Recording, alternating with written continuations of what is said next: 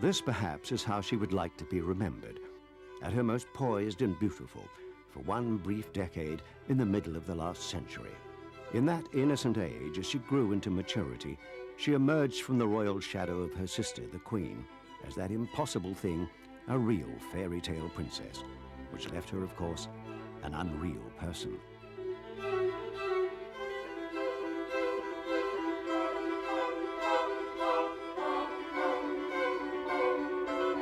On duty, she was obliged to do nothing but smile and make impersonal small talk. A royal whose only role was to be glamorously aloof. No wonder she began pushing at the barriers, smoking in public, enlivening society events by showing off her film star cleavage.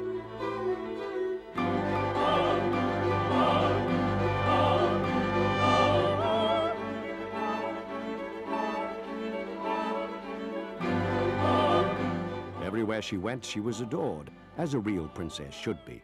But where was the prince who would complete the fairy story? There were suitors, but they were a dull lot, and at times it seemed as though the young princess was melancholy at the prospect of playing only a minor role in the royal pageant. But someone would change that. A Battle of Britain hero called Townsend flew into the princess's life and lit a flame in her heart. She was soon ablaze with the joy of first love, but alas, he was a divorced man, and the heavy hand of royal protocol forced him out of her life.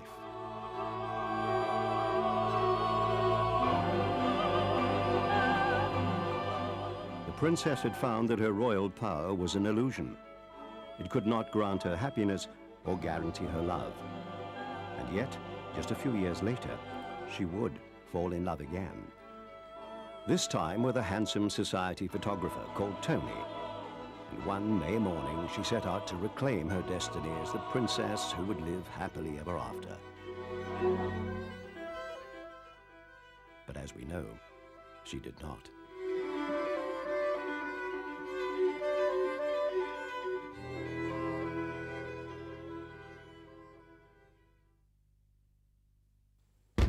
Her story began on August the 21st, 1930, with the customary royal salute. A new princess had been born to the Duke of York, second son of the then monarch George V.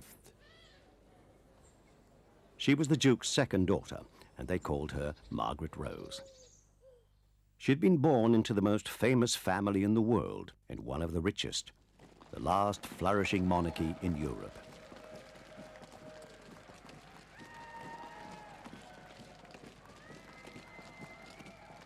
In 1930, her grandfather was the crowned head of an empire that stretched across the oceans and covered a quarter of the Earth's surface. He was the symbolic ruler of more than 500 million people in every corner of an empire over which, it was proudly proclaimed, the sun never set.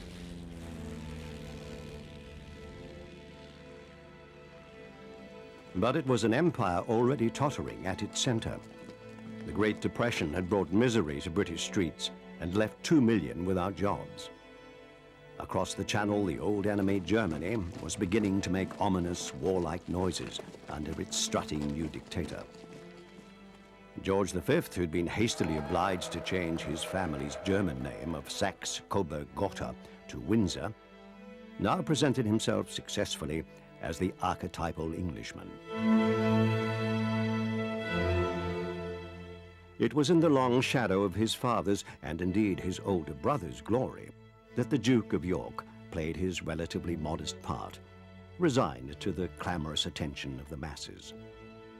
It was something his younger daughter, Margaret, would have to get used to. Their grandmother, Queen Mary, had a significant say in the early upbringing of Margaret and her older sister, Elizabeth. She believed that all high-born girls should have minds uncluttered by anything as vulgar as an idea, or as disturbing as historical fact. The princesses would be taught only one kind of history, the profoundly sanitized history of all the royal families of Europe. They would be taught to smile graciously at commoners and to defer only to those of higher rank than themselves. And there were precious few of those.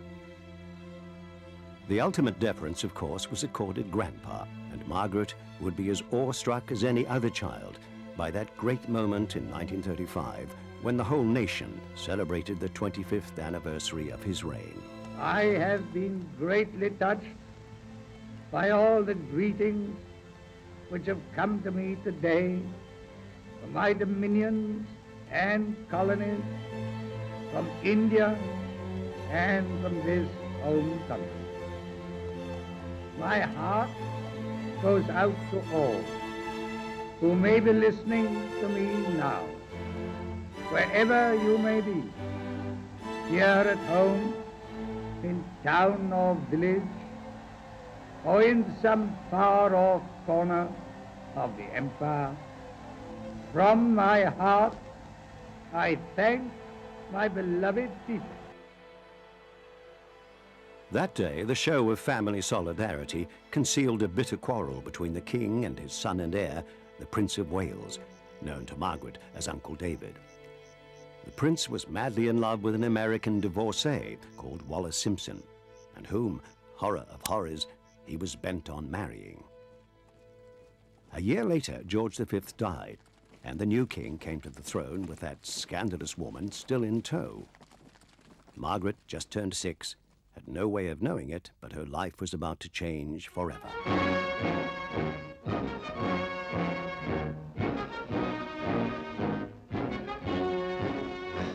King Edward's romance holds the attention of the world, and in London the drama of empire unfolds. Crowds like this surround Buckingham Palace to prove to the king that all the world loves a lover. Except perhaps Prime Minister Baldwin, leader of the government's fight against the marriage. But with Winston Churchill rallying the friends of the king, the government faces opposition. Today, Whalley is the storm center upon whom the fate of empire depends.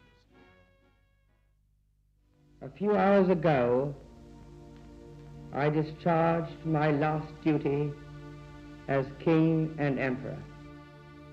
But you must believe me when I tell you that I have found it impossible to carry the heavy burden of responsibility and to discharge my duties as king as I would wish to do without the help and support of the woman I love. To the stunned surprise of the nation, the new king turned his back on throne and empire, and his shy younger brother, Margaret's father, was crowned in his place. God bless you all. God save the king. Britain had not been in such a dynastic mess since the Wars of the Roses. 3 kings in 1 year, 1 death, 1 abdication, and 1 small princess wondering how on earth her beloved papa had suddenly become the man wearing the crown. The new royal family posed happily for the cameras, but George VI, as he was now known, and his queen, both knew that a solemn and oppressive burden of duty that neither had wanted would weigh heavily on them both for the rest of their lives. They knew also that their daughter Elizabeth would have to leave childhood behind and train to be a monarch. Margaret sensed that she was a maverick, a princess without a purpose, dates from this time when her sister took a different road. Yet they were a happy family, especially when they all ventured into that weird place, the normal world. At the famous holiday camp for industrial workers and public school boys, which this year takes a new name and a new home. It is now the King's Camp and has moved to Abergeldy Castle near Balmoral. As usual, the King takes on the job of newsreel cameraman, and the intricacies of sound and picture manipulation hold no terrors for His Majesty. So here are the pictures he took. For he's a jolly good fellow, and so say all of us, and so say all of us, and so say all of us. For he's a jolly good fellow, for he's a jolly good fellow, and so say all of us. And after that, it's the camp sing-song under the spreading chestnut tree. On my knee, oh, how happy I should be under the if I had on my if I had on my if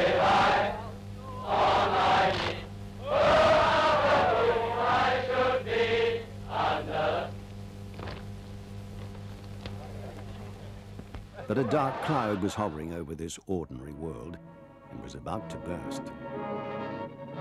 The responsibility lies on the shoulders of one man. By his latest act of naked aggression, Hitler has committed a crime not only against Poland, but against the whole human race.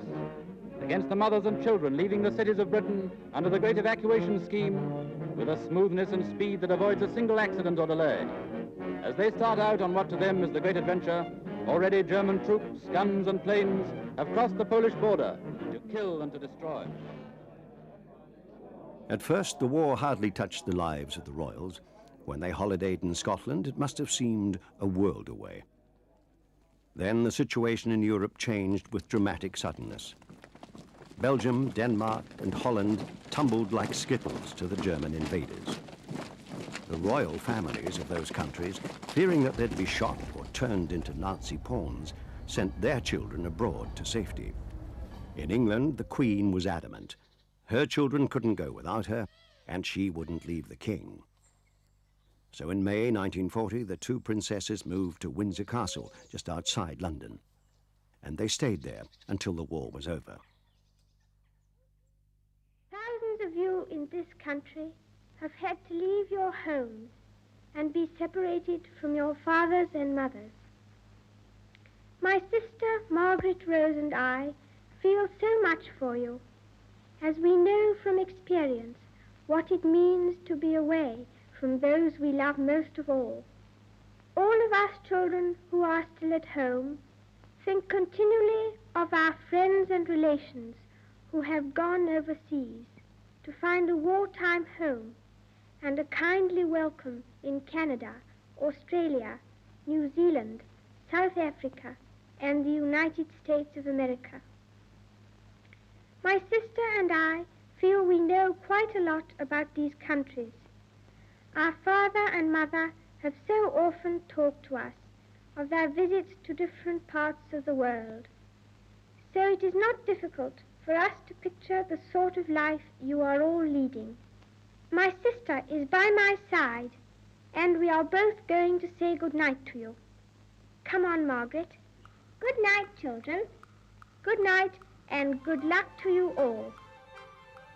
In 1944, the Battle of Britain Ace, Group Captain Peter Townsend, DSO, DFC, joined the King's staff as equerry. And soon the 15-year-old Princess Margaret developed a crush on him. There were a couple of obstacles to any romance. Townsend was 15 years older and married, as well as being a commoner. But it hinted ominously at the nature of relationships to come, at the lifetime of mismating that lay ahead of her.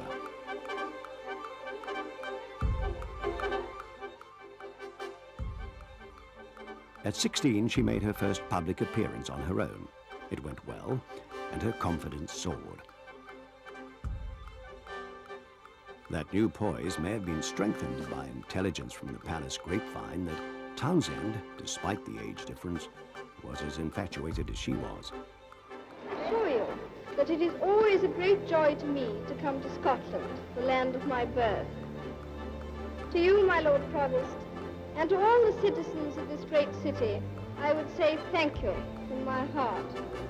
You have given your greatest honor to my regiment. Unable to love openly, she seemed condemned to be forever launching ships. This ship, John Williams VI, and may God bless her and all who sail in her.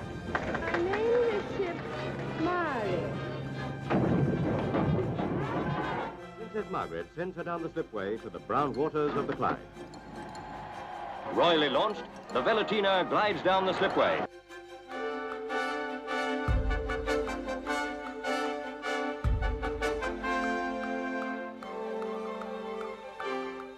But the 1950s would be Margaret's decade.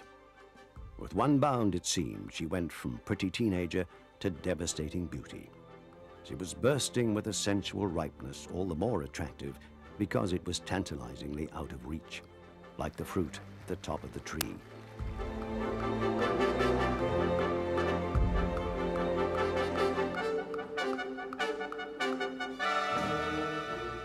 She toyed with social conventions, especially the one that said well-bred women didn't smoke in public.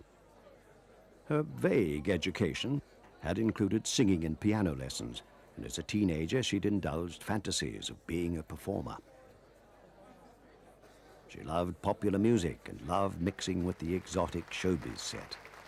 She went to bed at dawn and rose at noon to go riding with her older sister, and still looked as fresh as a rose.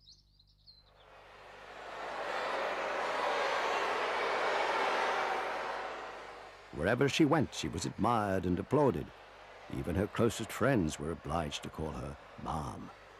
She was never rebuked or criticized. It was an uncritical age. In the pre-paparazzi era, she was free to enjoy herself with young men, but none of them seemed to get past that wall of royal reserve. Inevitably, her name was linked with the occasional millionaire and the odd aristocrat, but it was smoke without fire. For one explanation of Margaret's resistance in the 1950s to all apparent suitors, we must go back a few years, to 1947, when the princess was 17 and about to spend unchaperoned time with her father's equerry, Peter Townsend. The royal family were about to sail off to South Africa, where they would show the flag and spread benign PR during a 3-month tour. It would be a voyage that neither Margaret nor Elizabeth would ever forget. 6,000 miles away, South Africa waits to welcome them. We wish them Godspeed and a safe return. The king had made it plain that he wanted the rules and formalities of court life to be completely forgotten during the voyage. The royal party and the crew would be encouraged to mix freely. This was splendid news for Margaret, who was keen to let her high spirits off the leash, particularly as that handsome equerry, Peter Townsend, was on board.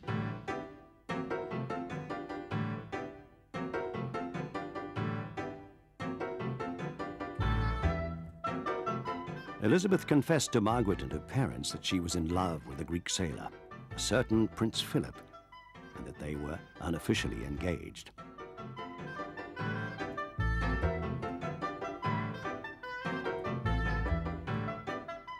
The whole family was delighted, and Elizabeth celebrated by playing a game of deck tag with a joyful abandon that startled everyone.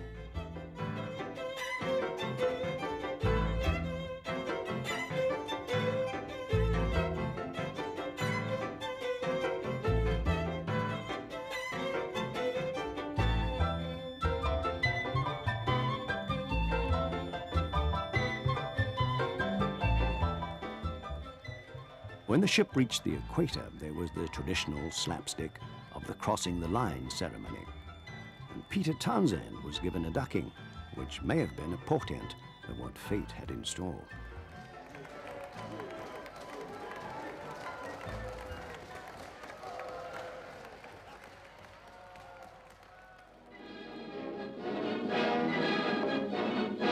Aboard HMS Vanguard with the royal family.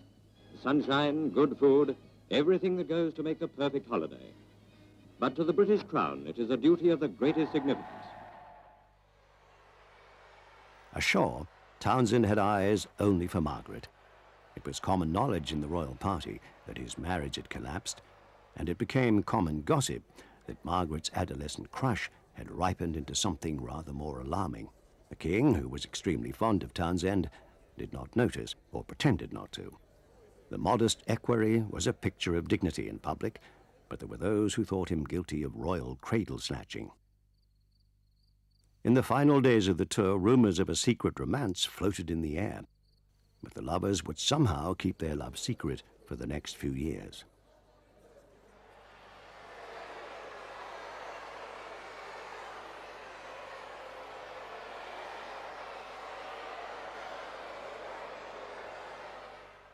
In 1952, 5 years after the South African trip, the king died. From the Great Hall in the Palace of Westminster, they bear George VI as the hour sounds for his last journey. Tragic in somber black, the ladies of his house follow. The Queen Mother, and Princess Margaret, together in their grief. Out of Palace Yard, for the last time, passes George VI, whom history will name the Good. The nation had lost a king, but Margaret had lost the father she'd loved with all her heart. She'd been his favorite. He'd called Elizabeth his pride, but he'd called Margaret his joy, given her everything she'd ever asked for, spoiled her even. Now, without him, his younger daughter was desolate.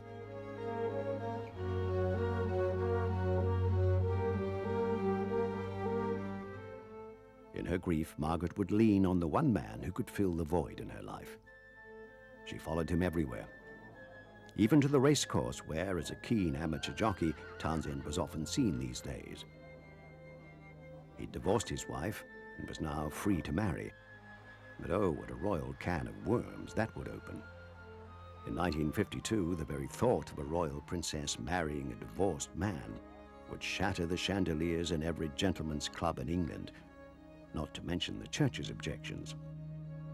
For the moment, Townsend and Margaret decided to lie low. Townsend knew that there were appalling obstacles in their way, but he hoped the Queen's great love for her sister might this time overthrow convention. But then the last time someone in the family had tried that, he'd been banished to the desolate kingdom of exile. Elizabeth, happily married to Philip, was sympathetic, but urged the lovers to wait, hoping that time would work its own solution. In June 1953, the royal family moved to the center of the national stage and starred in one of the greatest ceremonial events ever seen in Britain. Elizabeth, of course, was the unrivaled star of this production, with Margaret, as ever, playing an attractive supporting role.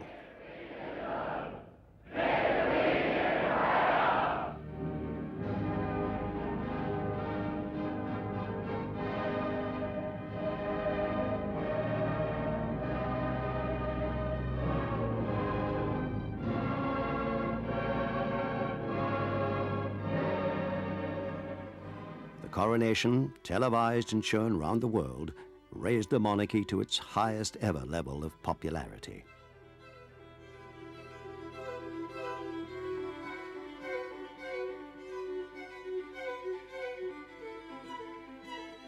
It was a day of wonder and brilliance, marred only by an impulsive gesture from Princess Margaret. This would set in motion a chain of events that would eventually unsettle the monarchy itself.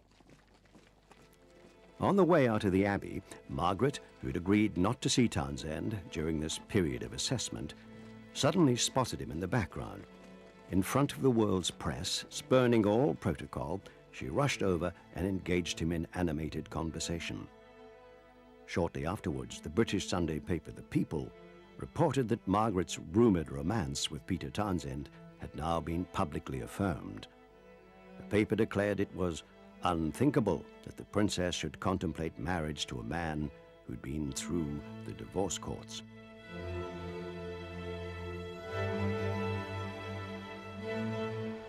The panic spread to the palace, where Peter Townsend had recently been appointed equerry to the Queen herself.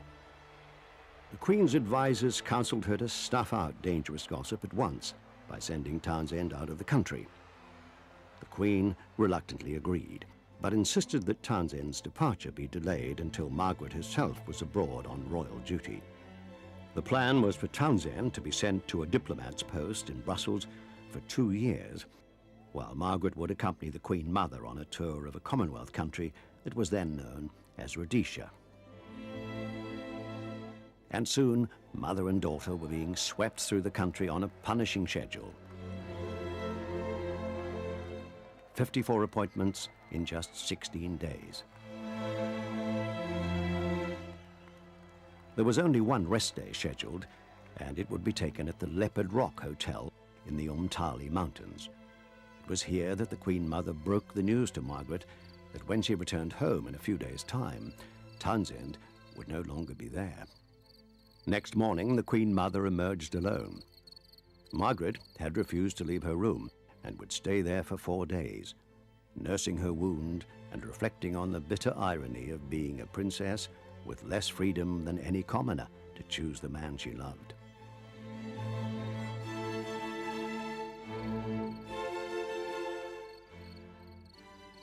The official explanation for Margaret's absence was a touch of influenza, which was immediately translated by journalists on the tour as diplomatic flu.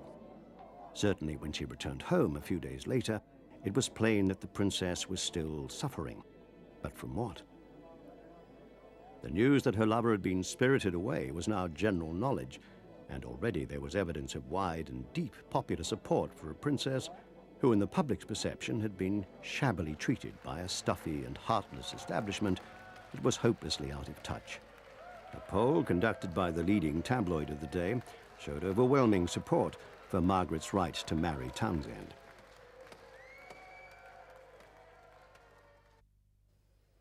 However, the Queen had thrown Margaret a lifeline. Distressed by her sister's plight, she'd come up with a compromise, one that gave Margaret new heart. She must carry on with her royal duties and not attempt to see or speak to Townsend for a period of 2 years. By then she would be 25 and, according to constitutional law, free to choose her own partner in marriage. Margaret agreed happily, thrilled perhaps at the romantic prospect of putting the strength of her love to the test. But if her family and their retinue of solemn men in funny hats were expecting her love to fade conveniently away, they would be disappointed. Margaret wrote to Townsend every day and thought of him constantly, especially at the races, where she must have been reminded of her first sighting of Townsend, the gentleman jockey.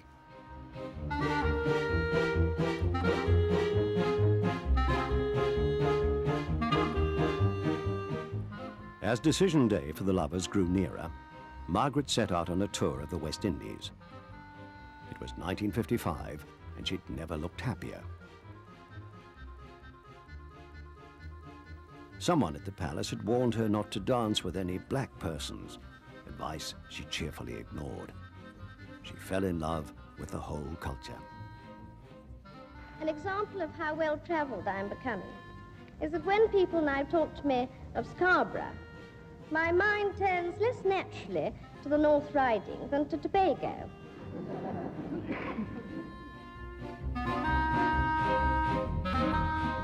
In August that year, fresh from the royal yacht with her niece and nephew in tow, Margaret celebrated her 25th birthday at Balmoral Castle.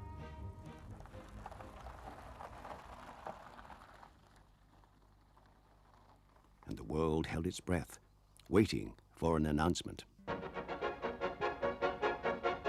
Officially, he is the British Air Attaché in Brussels, wartime fighter ace, talented amateur jockey, a familiar figure of the continental turf. Group Captain Peter Woolridge Townsend, CVO, DSO, DFC and Bar, mentioned in dispatches, former equerry to Her Majesty. But he is also the man the world has been talking about more and more over the past 2 years. Now he comes home, and at once he is front page news, because for the first time in 2 years, Princess Margaret is in London too. Princess Margaret, third in line for the throne of Britain, now 25 and legally in control of her own destiny. Reporters and cameramen crowd round Group Captain Townsend's car as he drives away, but still he can say nothing. Outside Clarence House, where Princess Margaret and the Queen Mother are in residence, more cameras, more crowds. The lovers met in Clarence House, the Queen Mother's home, and tried to sort out their future, with a pack of newshounds baying outside.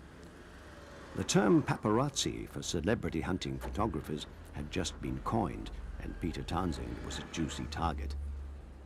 He revealed nothing, but everyone knew that the pressure on the lovers to part was becoming intense, and their most formidable opponent was the Church of England itself.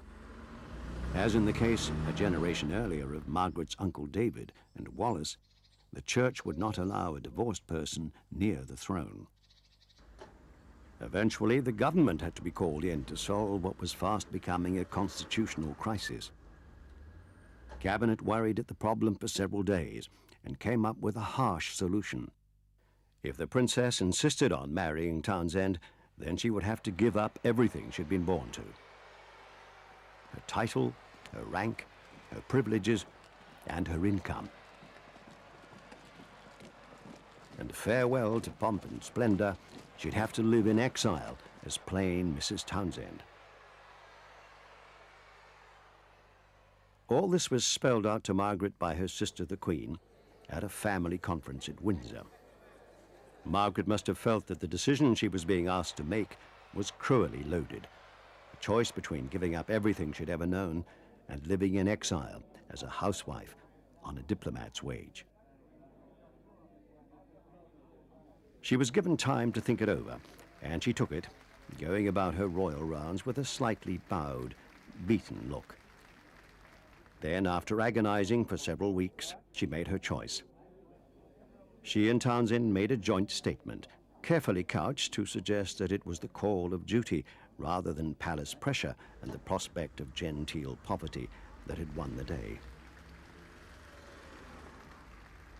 Margaret and Townsend would never marry.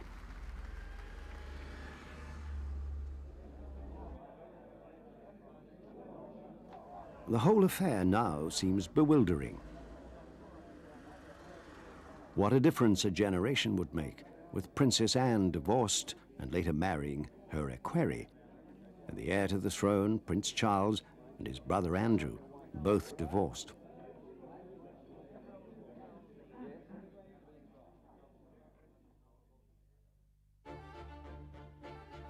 At 26, with the Queen busy running the shop, as she put it, Margaret was often called on to deputize for her sister, touring the Commonwealth with stylish grace and no outward sign of a broken heart.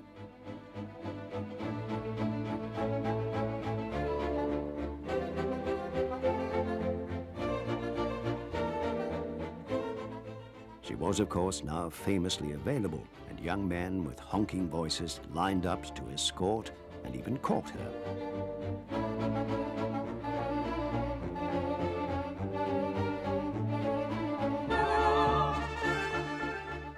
Among these, the most persistent was an old chum, Billy Wallace, a wealthy playboy. He's said to have proposed to her 3 times, and the 3rd time was actually accepted.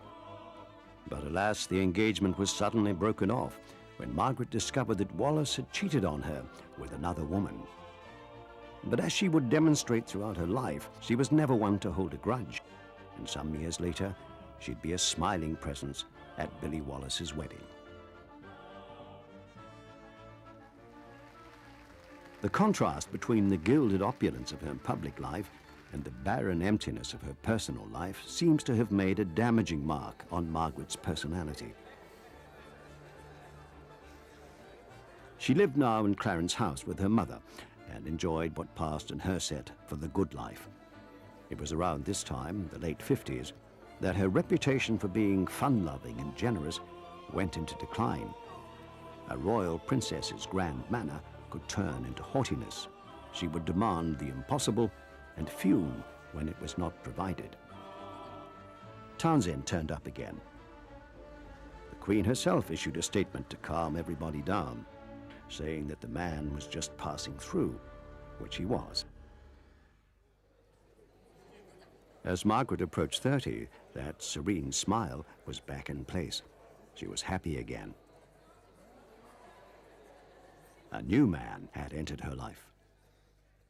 Anthony Armstrong Jones, a gifted photographer with high society connections, had fascinated Margaret from their first meeting. Soon they were launched on a relationship which somehow they'd managed to keep secret.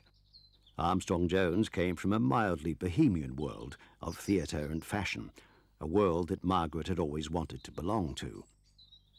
Now, on the memorable day when they announced their engagement to a startled world, they could reminisce about the romantic secret months of their courtship, when the world's most desirable princess would sneak off to Armstrong Jones's tiny apartment down by the docks in London's East End. A few months earlier, Peter Townsend had announced his engagement to a beautiful Belgian heiress. It was assumed that he'd told the princess about it first, but whether this news inspired or provoked Margaret into a rival announcement is not known. What is known is that the royal family was genuinely delighted to see her happy again.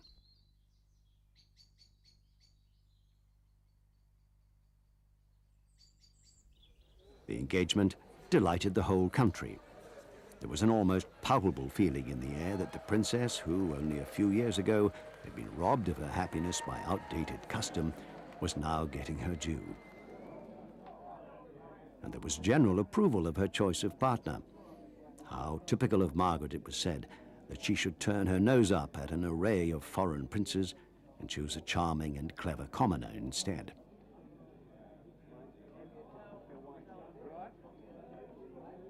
The wedding date had been set, the invitations sent out, but nearly all the foreign princes refused to come.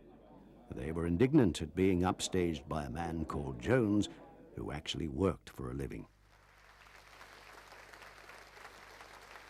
But nothing would spoil the splendor of that wedding in spring.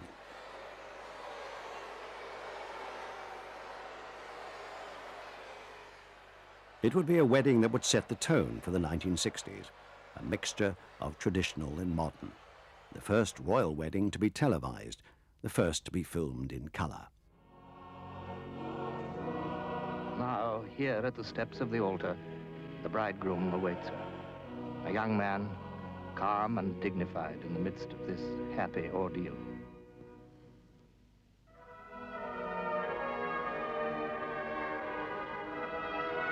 The Duke of Edinburgh presents the bride to the bridegroom. The Dean of Westminster opens the marriage ceremony.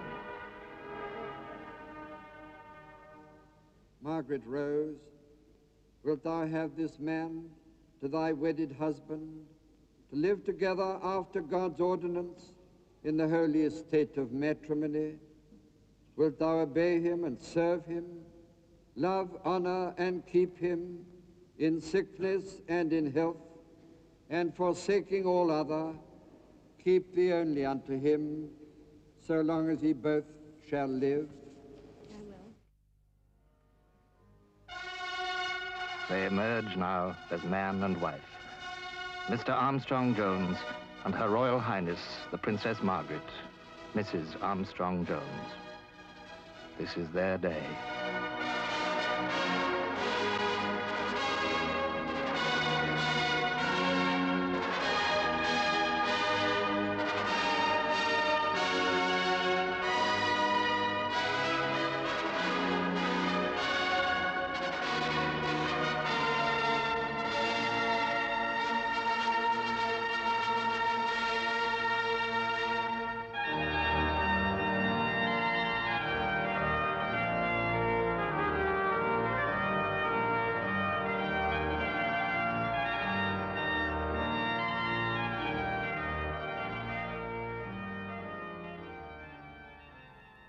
Who would have thought on this spectacular day that they were witnessing an impossible union, the marriage of incompatible spirits? But at this moment, the future seemed to stretch before them like a golden promise.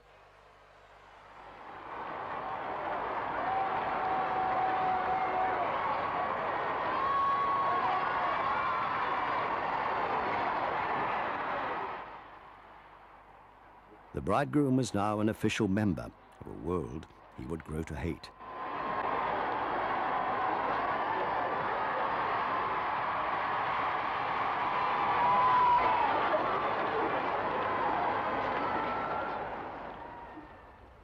The couple borrowed the royal yacht for their honeymoon and sailed away for a 6-week idyll under the blue skies of the West Indies.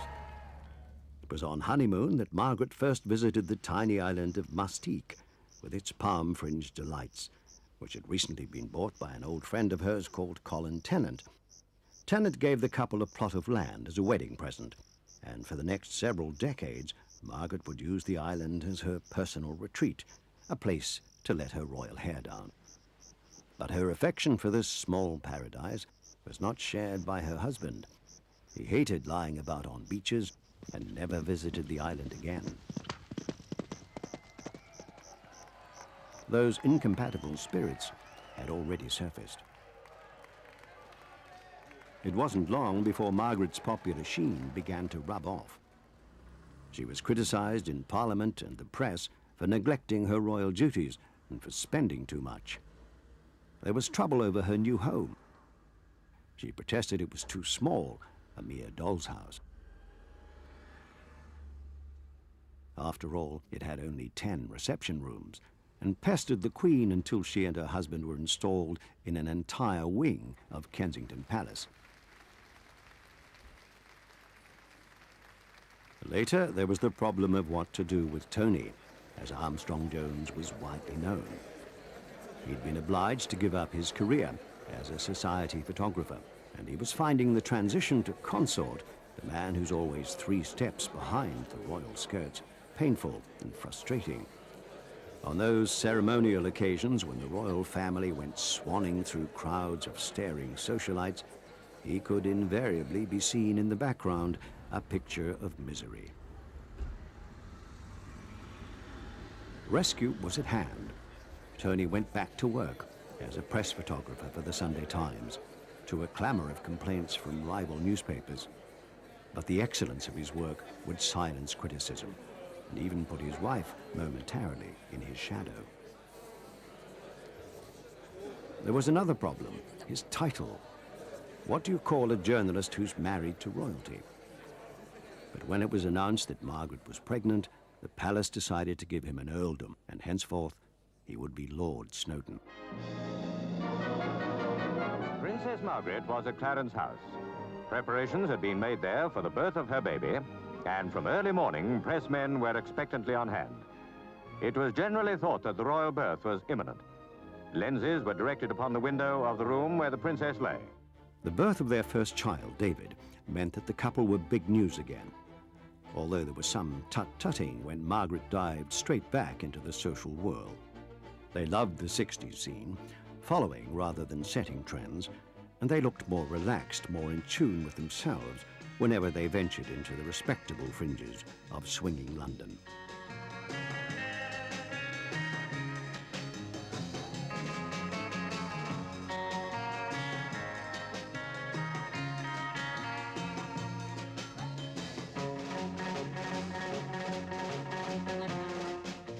The Snowdons, as they were now known, loved mixing with the new showbiz celebrities. They leapt at the chance to rub shoulders with rockers and film stars.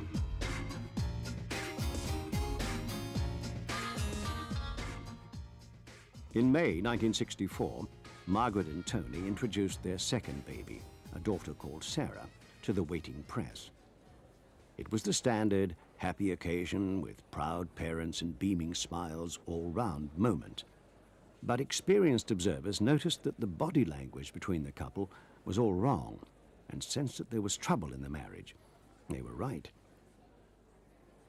Margaret knew only one way, and that was the royal way, where the path is always smoothed for you by invisible hands. Tony was a fiercely independent man who needed to make his own way in the world. When he was in London, he did his dutiful royal bit, but whenever the chance came, he took off for foreign parts.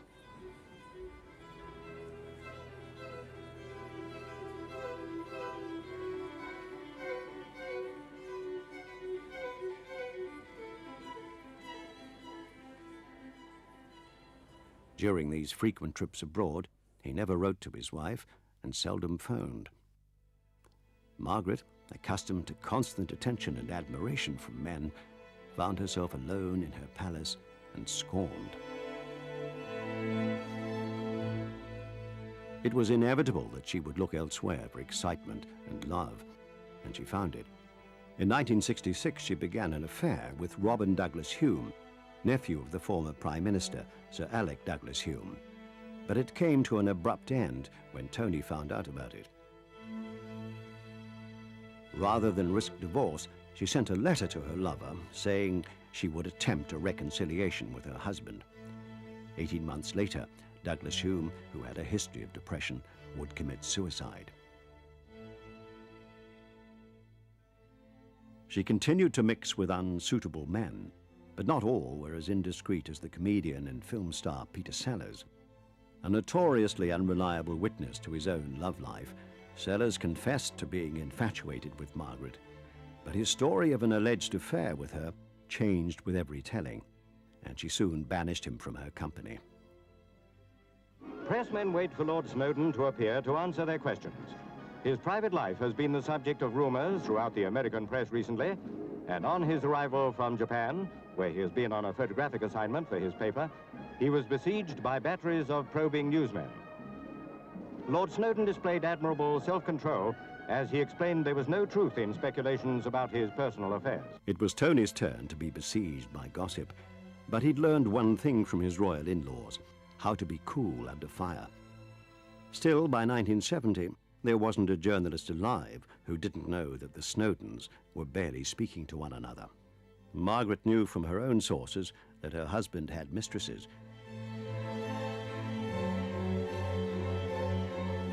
But he'd misbehaved so discreetly that he was perceived almost always as the injured party in their marriage. Just after her 43rd birthday, Margaret met a younger man, in fact, younger than her by 18 years. He was Roddy Llewellyn, the well-connected son of impoverished gentry and a not very successful landscape gardener. But the princess would change all that. She fell for his youth, beauty, and gentle charm. During the 3 years of their affair, he would restore her vitality and bring back her zest for living.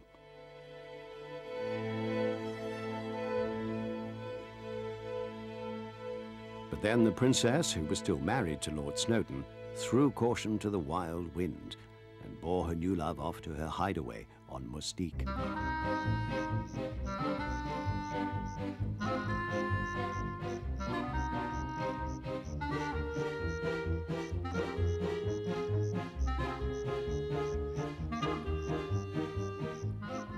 But their paradise was about to be visited by serpents. The photo was reproduced around the world and proved to be the last nail in the coffin for one royal marriage. Snowdon mounted a high horse of offended dignity and made a broadcast to the world. I'm naturally desperately sad in every way that this had to happen. And I would just like to say three things. Firstly, to pray for the understanding of our two children. Secondly, to wish Princess Margaret every happiness for her future. And thirdly, to express with the utmost humility my love, admiration, and respect I will always have for her sister, her mother, and indeed her entire family. The Queen was touched by Snowdon's tact, and forever after, he would remain in good favor at the palace. But Margaret, who described her husband's broadcast as a superb piece of acting, responded with an act of brazen defiance. Within 3 weeks of the broadcast, she was seeing Roddy again. In May 1976, almost 16 years to the day of that storybook wedding, the princess announced she was suing for divorce. Margaret was middle-aged and looked it, and never had her public stock been so low.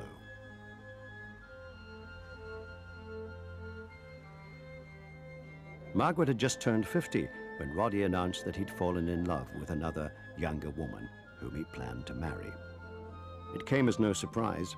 Roddy had known that his love for the princess was doomed ever since Margaret had insisted on taking him to Balmoral one Christmas. Everyone danced that Christmas Eve except Roddy, who by the Queen's command was forbidden to take the floor. There was a dreadful symmetry here. Her last love had vanished as surely as her first love. But at this painful point in her life, public attention shifted from one wayward princess to another. To the broken hearts and broken marriages of a new generation of royals, whose social and sexual transgressions made Margaret's peccadilloes seem a whiter shade of pale. Margaret had been pushed into the shadows by her more glamorous juniors, but she must have felt a bemused relief to be out of the line of fire during the 1990s. In quick succession, the marriages of 3 of the Queen's 4 children ended in divorce, and Princess Anne compounded the irony for Margaret by marrying a palace equerry. As she grew older, Margaret turned to her sister for strength and comfort and found both. For all their differences, they were drawn together by a powerful bond. They alone knew what it was like to grow up in a confusing world where they were the most privileged people in the whole kingdom, and yet in some ways the least free.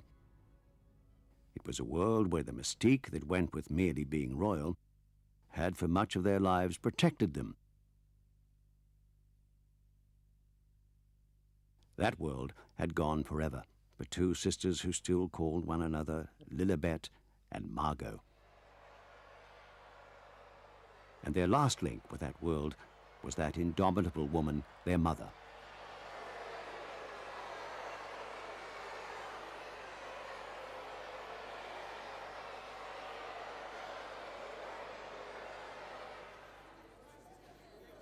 It became apparent that Margaret's health was fading. She'd been a heavy smoker all her adult life, and the first warning shot came when a hospital bulletin announced that she'd had an operation in which part of her lung had been removed. Soon afterwards, to the great distress of her family, she was seen in public smoking again.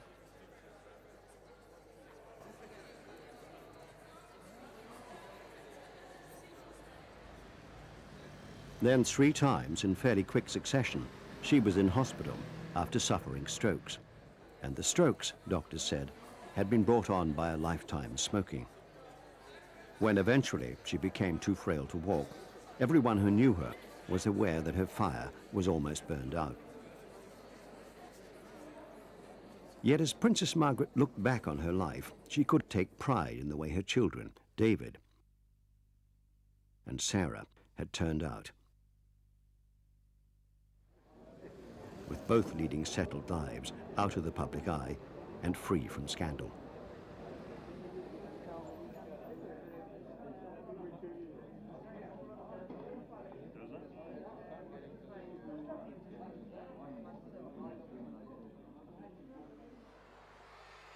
Her life began to the roar of worshipping crowds. At 23, she rode to her sister's coronation in a golden coach. It was nothing exceptional, because from the age of 6, she'd known that her papa was the king. Her last years were sad ones. There were too few pleasures and too many regrets.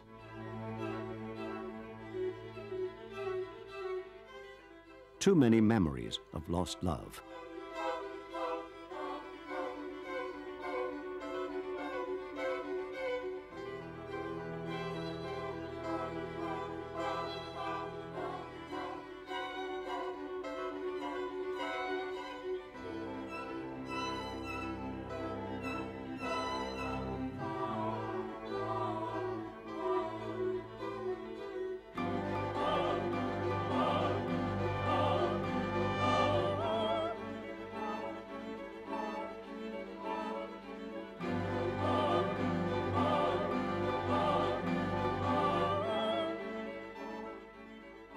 Those who knew her best loved her best, and to the very end.